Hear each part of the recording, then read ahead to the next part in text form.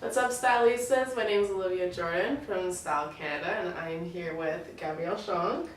How are you doing today? Great, how are you? I'm good.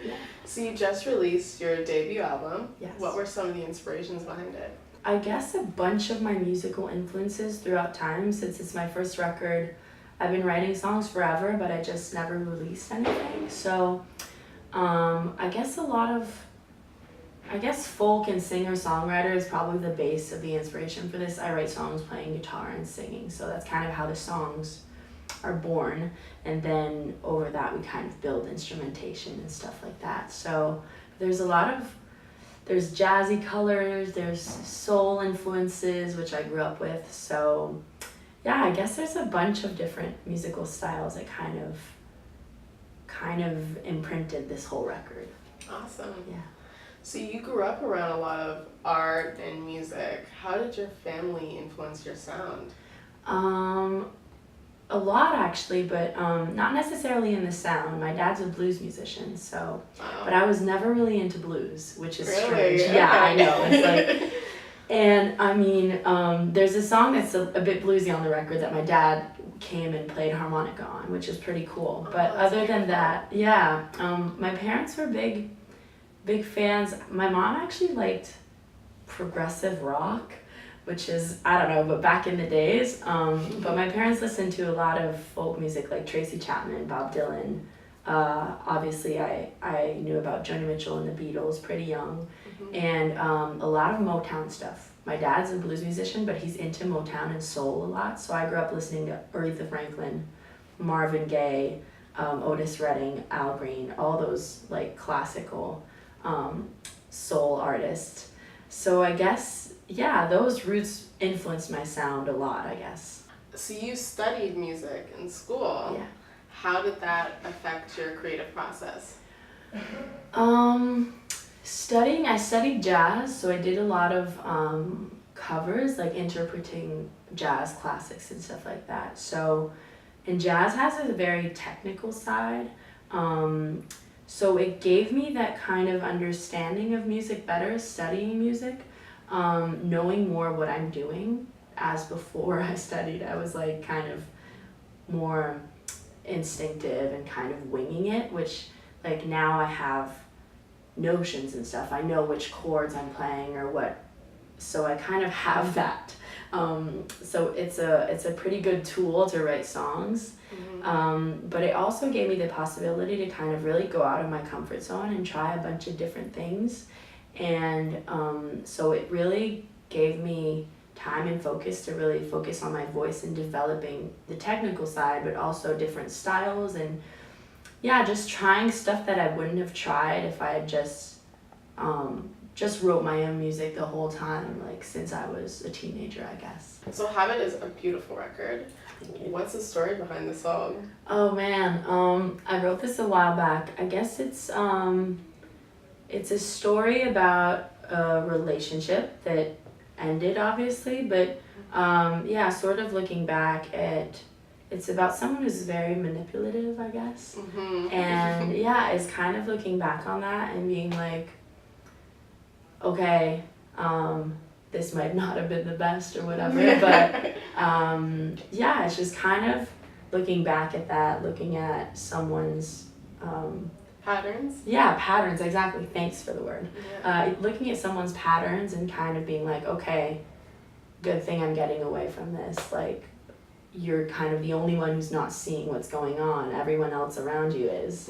And so the day where it's all going to kind of blow up in your face, well, I'll be long gone. Yeah. And like have no more worries about this. So it's kind of like a positive reflection. yeah, exactly. It's kind of a powerful pissed off song, I guess, but kind of also like I'm over it and I'll be fine because I'm not the one who's being all manipulative. Yeah, and you're not dealing with those issues anymore. Exactly. So. Perfect. I relate. Oh, nice, thank you. Yeah, many people have. Yeah. I got emails and stuff, and I was like, oh, great, this Yeah. is nice. If people can relate to the song, then awesome. Yeah. So growing up in Canada, who were some of your musical influences? Well, I talked about Joni Mitchell. Good question. I'm from Quebec City, so I guess I love a lot of bands from Montreal too in the francophone scene. There are a lot of English bands in Montreal too that are amazing, like Half Moon Run. I think about a bunch of francophone artists too. So yeah, but growing up, I think I'm really kind of getting to learn more now about, like, more since I've been an adult, learning about like who's Canadian, who's like from the States or whatever. Yeah. I guess at some point you kind of are interested of where artists are from, but I guess when I was younger it was kind of just like, oh, the Backstreet Boys, wherever they're from, I don't care. Something like that. So yeah, and now being an artist too, it's like it's fun to know where people are from.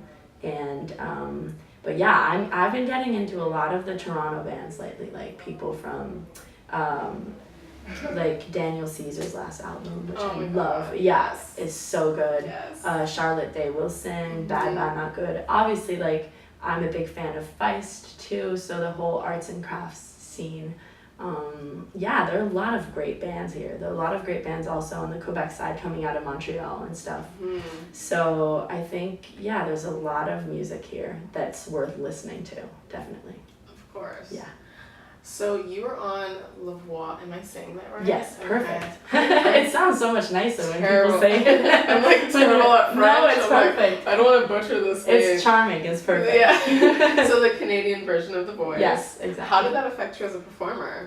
Well, La Voix, the voice in Quebec was a really big personal challenge. When I did it, I used to play covers in bars and restaurants. So I was doing a bunch of gigs, living off of music, but I was always kind of singing in the background for people who were eating and kind of not paying that much attention. So I guess going on The Voice for me was like, yeah, it was sort of a turning point when I look at it, of me being like, okay, can I do this on a bigger stage? Can I do this in front of millions of people watching? Yeah.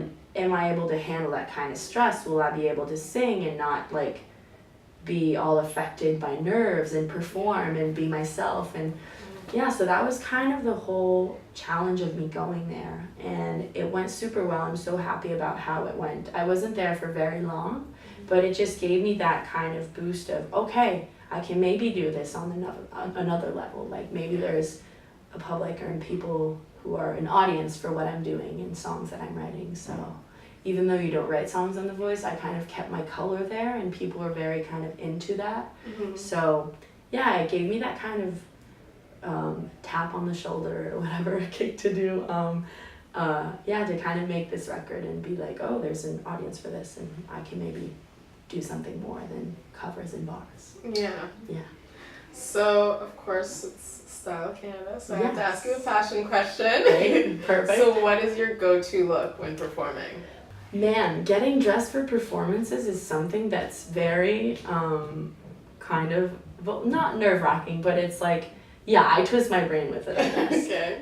But I'm very much of a jeans and t-shirt girl, but I'm really into like jackets and stuff like that. So I like to have a bunch of different signature jackets. Obviously I get all these vintage jackets, and sometimes you just wear them and you're like, oh, this is not good for playing guitar. So depending, I can wear them live or not. So yeah, I like some funky shirts. I'm very much into vintage. I'll go thrifting a lot. So basically almost everything I own now is like thrifted or kind of, I like that kind of uniqueness of finding a piece that's had life but still looks sort of new, I guess. Yeah. And having that kind of originality. I guess it says a lot about my music too. So it's kind of reflective of that. For sure. Yeah. Who are some of your favorite Canadian artists coming out right now? Good question. I mentioned I said a bunch earlier. See, I burnt that before. But I mean, obviously, I'm a big fan of Feist, who released a record. I love Daniel Caesar. I actually opened for him back in Montreal last fall, so it was pretty cool. He's so good. I love Charlotte Day Wilson, Bad Bad Not Good. I'm probably forgetting a bunch, but I loved your Drake cover, by the way. Oh, thank you so much. Obviously, I love Drake. Cool, yeah. Yeah, I love Drake, and I loved his record. I love the Passion Fruit song that came out this summer.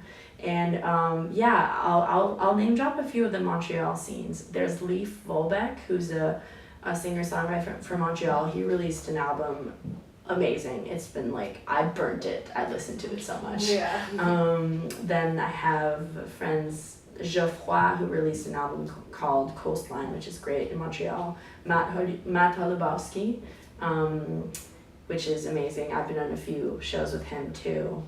Yeah, there are a lot of people coming out of yeah, even in Quebec City where I'm from, there's like this effervescence or whatever. How do you say that? Effervescence. See, I'll say the French. Une effervescence. That's cool. Anyways. I'll Google what you said after. There's like, I'm just gonna Google it. I don't know, some good stuff Okay. cooking. Yeah. I'll say that. No, for sure. So what would be like your dream collaboration? Oh, wow. Oh, I gotta say Feist. Yeah. Yeah, she's like, her music is like the soundtrack of my adult life. Yeah. Yeah, so I've been listening to her for the last 10 years. So since her first record, Let It Die, came out. And yeah, I still listen to that record all the time and I love it. So yeah, definitely I have a very soft and sweet spot for Feist. She's one of my big inspirations. Cool. Yeah. Well, thanks so much. Thank you. Yes. I love that. Okay. Sweet, thank you.